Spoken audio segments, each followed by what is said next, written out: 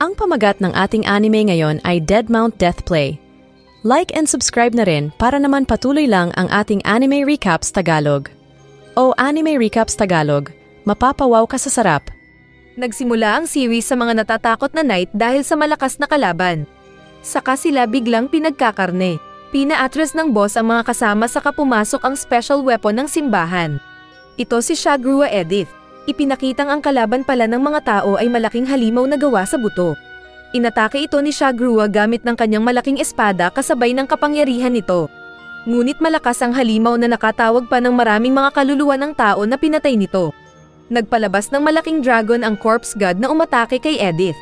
Pero ginamit ng knight ang malakas nitong espada na sinamahan ng booster spell.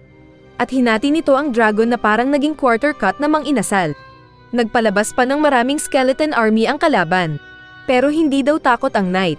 Pinakita ang nakaraan nito na naging biktima ng pagpatay ang mga kasama niyang tao noong bata pa siya. Pero may mga tumulong na knight sa kanya hanggang lumaki din siyang knight. At pumapatay ng mga masasama at mga halimaw. May kapangyarihan siyang evil eye na nakikita ang mga kaluluwa ng mga pinatay nito. Sinunog ni Edith ang mga nagkalat na pagkain ng aso ngunit marami kasi ang mga ito kaya marami pang natira. Tumalon siya at direktang pinatamaan ng apoy ang kalansay na may sungay. At lumabas ang tunay nitong anyo na isang dinakdakan na nakalagay sa garapon. Katulad din niya ito na may kapangyarihang paglaruan ang mga multo. Feeling ng halimaw ay isa siyang boss, kaya nainis si Edith at ginamit ang buong kapangyarihan para durugin ang depensa ng malaking buto. Dahil sa kanilang laban ay nagkaroon ng malaking pagsabog. Saka nagising na lang ang bida sa kanyang batang katawan. May laslas din ang leeg niya. Paglabas niya sa kanto ay nakita ang maraming mga tao sa city. Nakita siya ng isang drone na minamaneho ni Takumi. At nagtataka ito dahil nakakalakad pa ang bida kahit may laslas ang leeg. May dumating na pulis na nagtanong kung ayos lang siya. Noong una ay hindi niya maintindihan ang sinasabi nila pero bigla niyang alam na nasa katawan siya ni Polka Shinoyama. Tutulungan sana siya ng pulis nang biglang apakan ni Misaki ang pulis at hinaila ang bida sa isang tabi. Akala niya kung kaibigan niya ang babae dahil nakangiti ito sa kanya sa kapapinagdidi. Pero nagulat siya dahil manyak pala ito at nais siyang saktan kaya tumakbo ang bata. Naninibago siya sa bagong lugar dahil hindi niya kayang gumamit ng kapangyarihan. Akala niya ay ligtas na siya pero biglang nagpakita ang babae na muli siyang sinaktan. Natama ng paa niya ng kutsilyo pero nagawa niya itong itapon pabalik. Muli siyang sinundan ni Misaki na tinarget ng kutsilyo at nagkwento pa na maraming pinatay ang mga yakuza sa lugar na iyon. Nakita ng bida ang mga kaluluwa sa lugar at maging ang mga pinatay ng babae. Umatake si Misaki, pero nagalit ang bida na sinabing mahalaga ang mga kaluluwang ito dahil laruan niya ang mga ito. Saka nagpalabas siya ng malaking kalansay at sinaksak ang killer. Ang bida pala ay ang corpse god at pinakita sa kinaroroonan ni na Edith na naramdaman ng knight na hindi pa niya natalo ng lubos ang kalaban na necromancer. Nagpasalamat ang Grim Reaper kay Misaki dahil dinala daw siya sa lugar kung saan marami siyang kapangyarihan. Dati daw mabait ang necromancer at nagkaroon pa siya ng mga kaibigan kahit na mukha siyang buto noon. Pero pinatay ito ng mga kawal ng simbahan dahil naging marumi daw. Kaya nagalit ang bida at pumatay siya ng madami at naghintay na may papatay sa kanya. Dumating nga si Edith pero bago siya mamamatay ay nirevive niya ang sarili sa ibang lugar. Nang hinayang ang bida dahil napatay niya ang babae na dapat sana ay pagtatanungan lang niya. Pinakita ang nakaraan ni Misaki na naging biktima ng murder ang ina nito. At nang lumaki siya ay naging killer din siya na walang awa sa mga pinapatay. At pinaghiganti niya ang pagkamatay ng ina. May pagkasinto-sinto din ang isip nito dahil hindi alam ang tama at mabuti. Binigay ng isang client si Polka Shinoyama na next target niya, kaya pinatay niya ito. Pero nang balikan niya para tuluyang tapusin ay siya ang namatay. Dumating si Lisa at mga kasama ni Misaki para tapusin ang target, pero nakita nila ang bida na binubuhay ni Polka. At hindi nila alam ang tungkol sa magic. Sumigaw ang isang kalbo kaya ginamit ni Polka ang magic at inapakan ito ng malaking skeleton. Nag-iisip ang magkabilang grupo nang nakarinig sila ng tunog ng bumbero. Nakita ni Lisa na may nasusunog na orphanage at nalaman din ito ni Polka. Nais nitong puntahan ang mga bata at iligtas ang mga ito. Kaya inutusan ni Lisa ang drone master na Takumi na samahan si Polka sa orphanage. Lumipad si Polka sa hangin gamit ang mga skeleton power nito sa kaagad na pumasok sa nasusunog. Gumawa ng mga skeleton yaya at binuhat ang mga bata palabas ng sunog. Kaso ay nakita ito ng maraming mga saksi. Mabilis din siyang bumalik sa kinaroroonan ng iba at doon ay nakita ng mga hindi makapaniwalang tao na muling nabuhay si Misaki bilang isang zombie. Nalaman ni Polka na maging ang mga bata sa lugar na iyon ay may kawawa at pera pa rin ang alam ng mga tao. Dahil nais ng bida ng kapayapaan ay sinabi ni Lisa na matutulungan niya ito sa bagong mundo. Nag-usap sina Takumi at Polka at sinabi ng corpse god na kailangan niyang makabawi sa mga kapamilya ng kinuha niyang katawan ni Polka. Nakausap daw nito ang multo ni Polka at nagpaalam na hiramin ang katawan ng bata. Saka yung multo ni Polka ay tumira sa nasirang drone ni Takumi. Naghanap ng pwedeng trabaho si corpse god at nasabi ni Misaki na maging hitman siya. Saktong may dumating na client na nagpatulong sa kanila at nagbigay ng trabaho. Ayaw sana ni Misaki pero tinanggap ni Polka kaya pumayag din siya. Kaya agad silang nagpunta sa target pero inambush sila ng mga fixer. Nagawang makalaban ni Misaki at may hagis ang mga kalaban. Pero binaril siya ng traidor nilang client na nais daw gumanti sa mga killer bida. Pero hindi alam ng siga na zombie si Misaki na muling tumayo at hinagis siya. Saka ginamit pa ni Polka ang power at tiniris ang kalaban na naihalo sa lupa. Samantala ay may dalawang lalaki na pumasok sa kanilang armory pero dugo ang nakita nila. Saka sila inatake ng isang kakaibang nilalang. Pinakita naman sina Lisa at ng kasama nitong babae na pinag-uusapan nila si Polka na madali lang daw manipulahin. Samantala sa isang bar ay kinalabit ni Tsubaki ang puwet ng isang waitress, kaya siya binugbog ng bouncer. Kina Polka habang kumakain ay sinabi ng bida na kapag nasusugat si Misaki ay mawawala ito kapag kakain siya ng hilaw na karne. Parang ikaw na kumakain din ng hilaw na karne kapag tinutopak. At may laso na rin daw ang laway ni Misaki na kapag may kinagat siya ay titigas. Kaya kinagat ng baliw na babae ang bida na hindi makagalaw. Samantala ay isang mami ang nakakita sa crime scene ng pinatay ni Polka. Dumating ang mga nagrorondang pulis pero agad ding naglaho ang misteryosong lalaki. At nagulat sila sa mga nakitang bangkay. Agad na nagpunta ang dalawang investigador na sina Tsubaki at Arasa. Agad na nagmeeting ang mga investigador dahil sa mga supernatural na nangyari sa jurisdiction nila. At sinabi nilang basta tao ang may kagagawa ng mga supernatural na ito ay magagawa nilang maresolba. Inilipat ng bida ang kaluluwa ng tunay na Polka sa manikang shark. At masaya ito nang maramdaman ang boobs ni Misaki. Sinabi ni Polka na pwede naman niyang pagsalitahin ang manika pero kailangan niya ng mana. Wala daw maraming mga kaluluwang nagkalat na pwede niyang e-convert sa power. Nasabi niyang pwede siyang kumuha ng diamond. Pero nang magpunta sila sa jewelry store ay napakamahal ng mga ito kumpara sa pinagmulan niya na napupulot lang.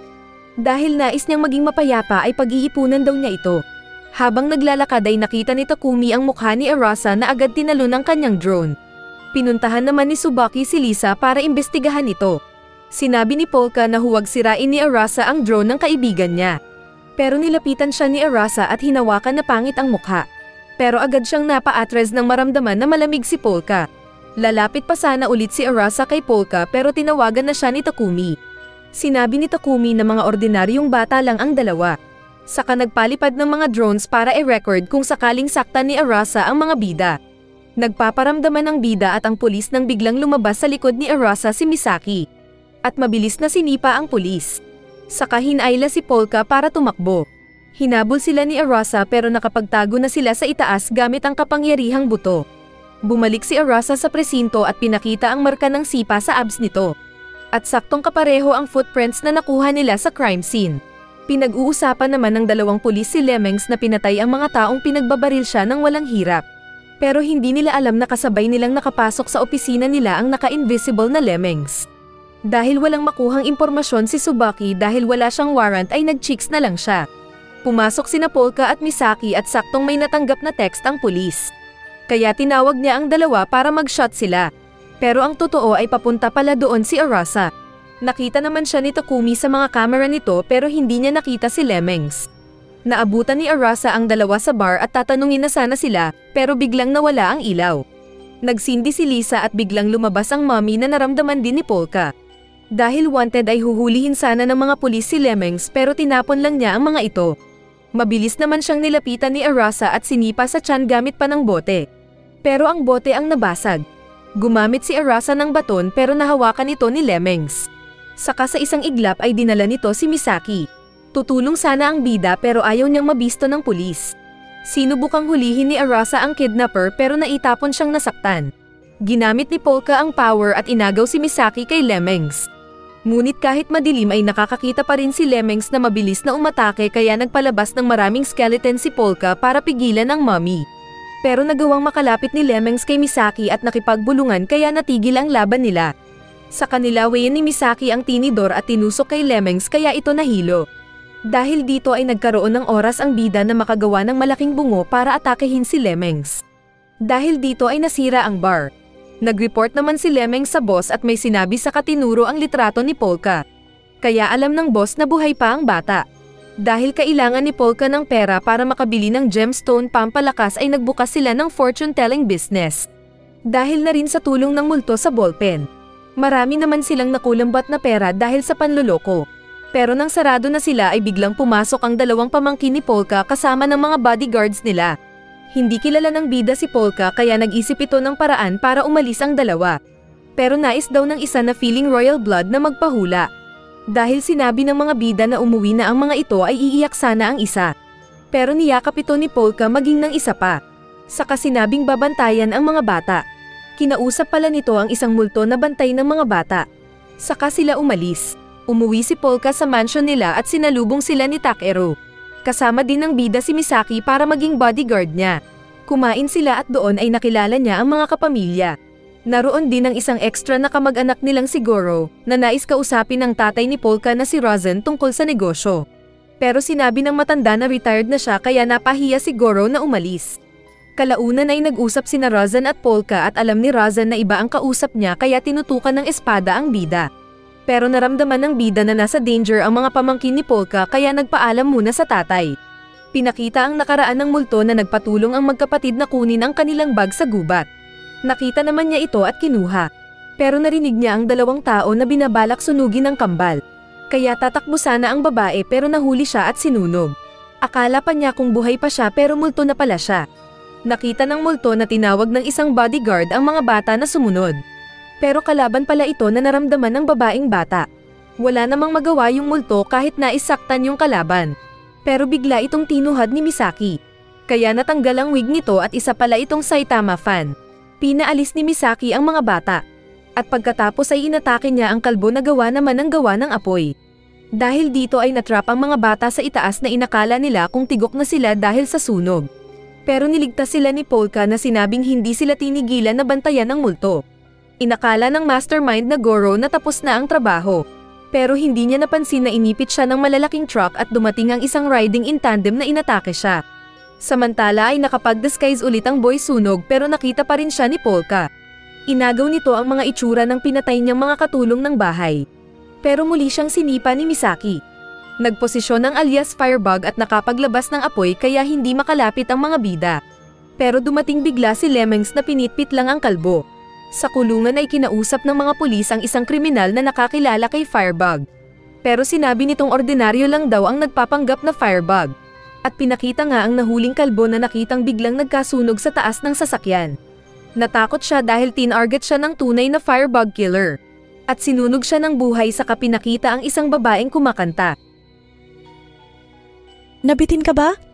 Huwag kang mag-alala dahil may katuloy pa ito. Post namin agad kapag nakita naming interesado ang mga manonood. Mwah! See you later!